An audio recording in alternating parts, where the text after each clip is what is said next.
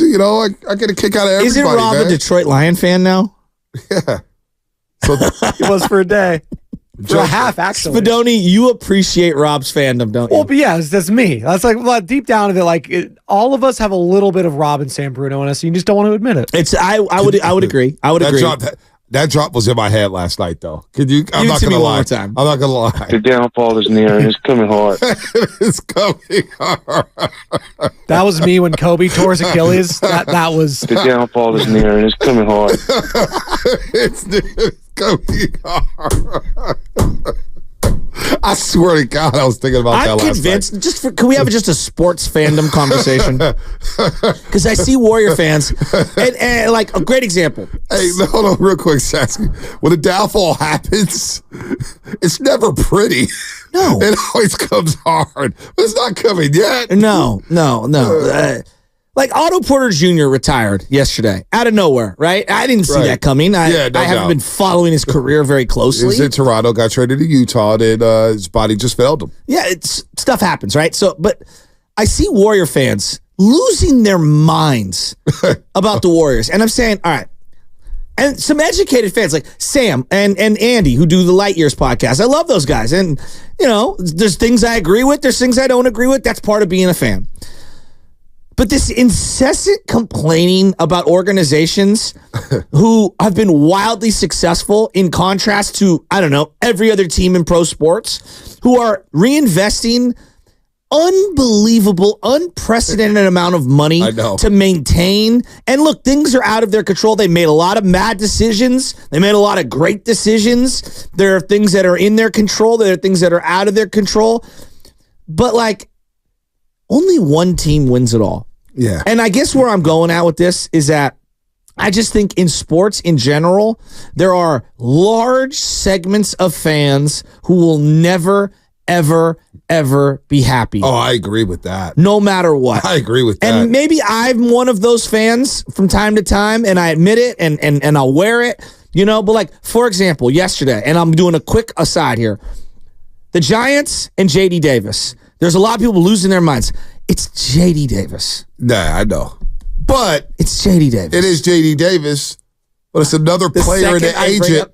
It's another player and an agent coming out on Farhan Zaidi. Did you see it? What? See what? The second we talk Giants, all of a sudden the banner goes on YouTube. Oh, yeah. Straight to orange. Yeah, it's like, Sam, I love you. Dude, your dedication to changing the color combinations is unbelievable. I wish you told me who signed with Miami Dolphins like Shaq Barrett. I got my tweet deck on me. More worried about the color scheme. We're only going to talk Giants for a minute here. So the second we talk Dolphins, should you go straight to turquoise? Yeah, aqua.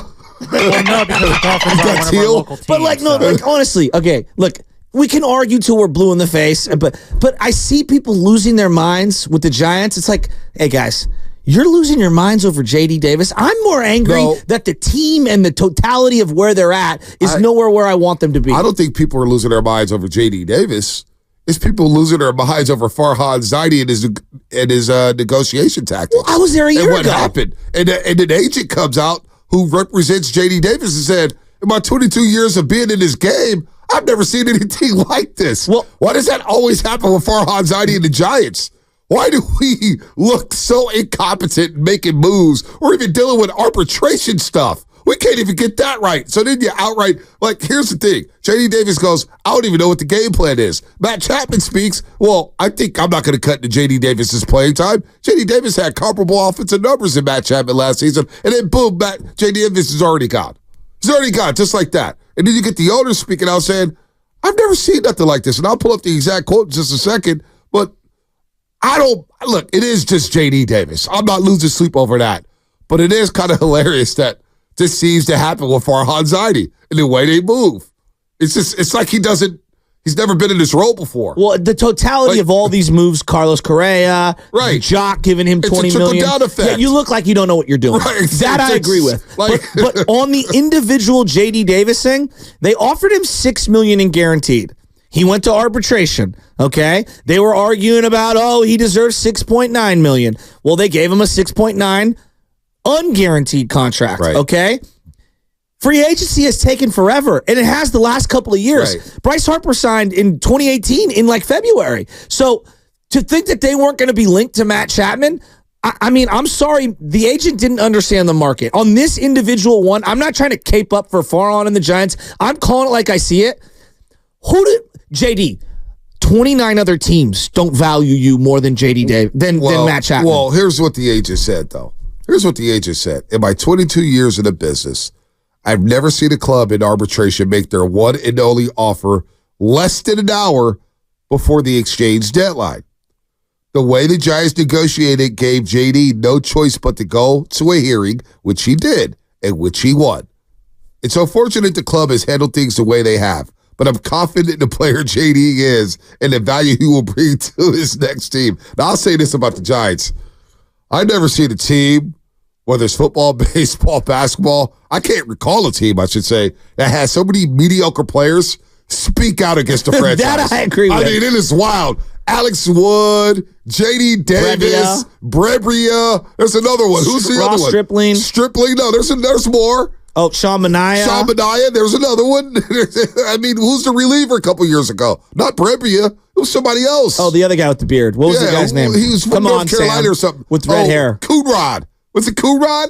Said Coonrod? That was one of them. I don't think that's the one we're thinking I mean, that is a lot. Hey, We're now getting a lot up there. here. I mean, we got a lot here. There's all these. Don't forget Mauricio Dubon. Oh, yeah, Mauricio Dubon. He actually won a World Series with the Astros. And he got a gold glove. And he got a gold glove. As a utility guy. Go figure. And Shocking. they disrespected the hell out of him. I loved him. Listen. Zach Littell. Zach Littell. That's another one. How could I have forgotten you? We got so many D-level players and C-level players speaking out against this franchise. I mean, Farhan Zaidi. I mean, hey, you got no wonder nobody comes here. Can I you got D and C level players speaking out against this organization and Farhan Zaidi. Like, if we were doing an approval rating, it's a presidential year. We're not getting election here, heavy or political. Tremendous. Thank you. What do you think his Q rating is? Like his approval rating with Giants fans right now? Who? Farhan's. Oh my gosh. I got David Taylor, who produces Giants baseball, ABC Sports Bay Area. Let me be careful here because I wouldn't mind doing any pre and post game shows for the Giants. I'm not trying to crush them, but I'm saying, damn, all these Zach Littell, Zach Littell. His approval rating, -10? No. -20? Because you're forgetting there's an entire station that still supports him. Oh. And you're also forgetting there are a ton of people that report on this team on a daily basis. State media? Who just bobblehead it. Yes, what he's saying is right. I'm thinking of the feds. I'm thinking of the feds. Okay. The media, but I do think a lot of people eat that stuff up. Yeah, there is still a sizable segment of the Giants fan base that is all in on the. If you look at the data in the WAR, in the VORP, in the weighted runs created plus, it all hey, you know what, Sam? I dare anyone who talks VORP to come to Little League practice Wednesday at West Sunset at 4:30, and you explain to my Little Leaguers how VORP is going to help them hit a fastball. To be honest, I actually think VORP is a pitching stat. I was just making. Okay, you tell me how VORP is going to help a 12-year-old find the strike zone when there's another 12-year-old in the batter's box and there's runners on. That's basically the stat that got Tim Lincecum his 2009 Cy Young. No, Lincecum led the league in strike. What are you talking about? He's just messing with you. Do not trigger me. I love it. That was good. Do not trigger me. I hate you. Hey, love it. That's good stuff. I want to know what's your VORP like when you're triggered, Chasky?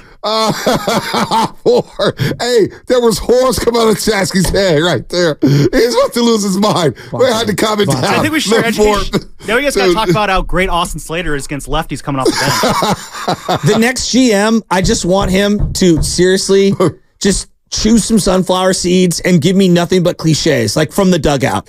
That's all I want. I don't want any. If you talk numbers and chuckle and laugh about how smart you are and then run an entire war campaign about how smart you are compared to everyone else and all the transactions you did for some other company, even though you were never number one in charge. Like, I am so tired of them telling me how great they are when their record has been mediocre. Well, that's what I'm saying. You can't even handle the J.D. Davis situation with class and dignity.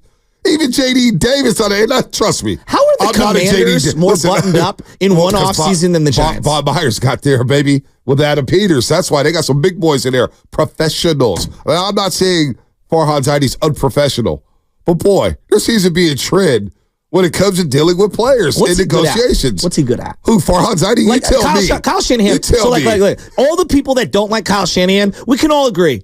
Guy's a pretty damn good play caller. Oh. He's pretty good. I'll tell you what Farhan's good at. Like Steve Kerr, pretty damn good communicator. He does know how to find diamonds in the rough when it comes to pitching. He finds some relievers here and there. He can find some pitching. He'll milk Lamont Wade Jr. He'll find another Lamont Wade Jr. So and then also dumpster diving from roster spots 20 to 25. No one is better at filling out the back half of the roster than Farhan Zaidi. Dude, tell me when we're having the parade for that. Spadoni, you look like you're ready to get in here. Yeah, just real quick, because we're just doing, obviously, tampering period is open right now, so you're getting a lot of deals out there. Kirk Cousins, obviously, one of the big names yesterday, signing with the Ski Mask Hall of Atlanta Famer. Falcons. He gets a playmaker. Darnell Mooney from the Bears, their wide receiver, is signing a 3-year, $39 million contract, $26 million guaranteed with Atlanta. So Kirk Cousins gets Pitts, and now he's got Mooney. And he's got Drake London. He's got Drake London. Fight on. Fight on. Let's go to Blaine and Santa Clara. Let's get back to